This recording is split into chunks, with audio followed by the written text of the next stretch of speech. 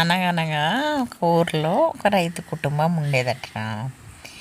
అయితే వాళ్ళు రోజు కూలి పనులకు, వ్యవసాయ పనులకు అట్లా వెళ్ళి వస్తూ ఉండేవాళ్ళంట.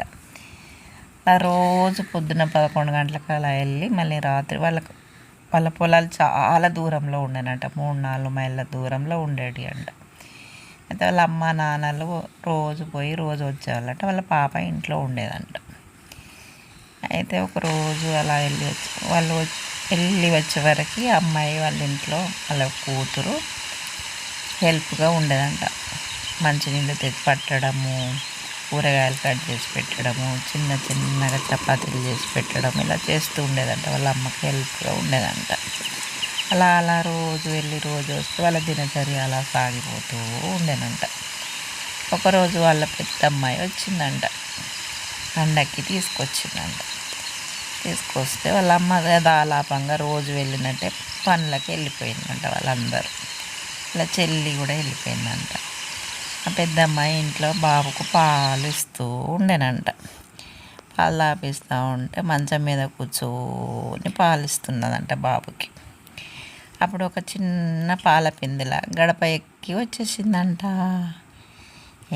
పాల పిందే కదా, ఏముందిలే అనుకొని ఆమె బాబుకు పాలు ఇవ్వడంలో నిమగ్నమై ఉందంట. అయితే అది పాల పింద కాదంట.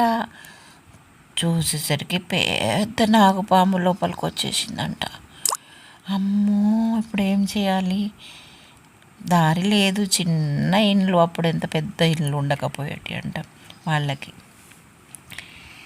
పాము లోపలికి వచ్చేసింది, ఇప్పుడు ఎలా అని భయపడుకుంటూ అలాగే పాలు కూడా ఇవ్వకుండా కామ్గా, శబ్దం అయితే ఎక్కడ మీద పడుతుందో పాము అని చూస్తూ ఉందంట అమ్మాయి, అలా పెద్ద కూతురు.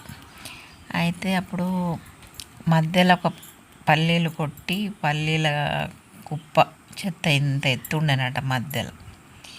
ఆ పాము ఇట్లా పడగ ఎత్తి ఆ బాబుకి వెళ్ళి వాళ్ళ అమ్మకెళ్ళి చూస్తూ ఉందంట. ఇప్పుడు ఏం చేయాలో దేవుడా, ఇప్పుడు ఎలా అని భయపడుతూ ఒక దిక్కు అయి కామ్గా కూర్చొని చూస్తూ ఉందంట. తను చూస్తూ ఉంటే అప్పుడు ఆ పాము పడగ విప్పి అలాగే చూస్తుందంట బాబుకెళ్ళి వాళ్ళ అమ్మకెళ్ళి. అప్పుడు ఏం చేయాలి అని ఆలోచిస్తూ ఉండగానే అదే పాము వెనక్కి తిరిగి ఇలా గోడ మూలకెక్కి గోడ మొత్తం ఎక్కేసిందంట. గోడ ఎక్కేసి అప్పుడు వెదరు బద్దలు ఉండేటి ఇండ్లకి, ఆ వెదరు బద్దలు లోపలికి వెళ్ళి కూర్చుండిపోయిందంట. అప్పుడు వాళ్ళ నాన్నగారు వచ్చి అన్నారంట, వాటర్ అమ్మో లోపల పెద్ద పాము వెళ్ళింది, నేను వెళ్ళను అని చెప్తుందంట చిన్న బాబు వాళ్ళ మమ్మీ. లేదు పాము లేదు, ఏం లేదు, ఊరికేనే జ్యూస్ ఏదనుకున్నావు, మంచినీళ్ళు తీసుకురా అని చెప్తే మళ్ళీ లోపలికి వెళ్ళిందంట. లోపలికి వెళ్ళి పైన చూస్తే అలాగే పాము పడుకొని ఉందంట పైన కప్పు మీద. మీరు కాదన్నారు కదా చూడండి అని అంటే పైన కప్పులో పాము ఉందంట.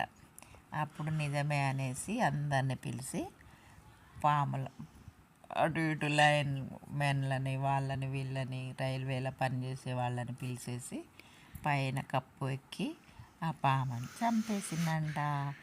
అప్పుడు వాళ్ళ నాన్నగారు, అమ్మ నా బిడ్డ ఎంత ధైర్యవంతురాలు, ఇంత పెద్ద పాము చూసి కూడా భయపడలేదు అని ముద్దాడిండంట. అది ఒక గ్రేట్ ఫీలింగ్ అనేసి ఇప్పటికీ అనుకుంటూ ఉంటారంట వాళ్ళు. అయితే పిల్లలు, మీకు ఈ కథ నచ్చినట్లయితే లైక్, షేర్ అండ్ సబ్స్క్రైబ్. మళ్ళీ ఇంకో కొత్త వీడియోతోటి కలుద్దాం. బాయ్.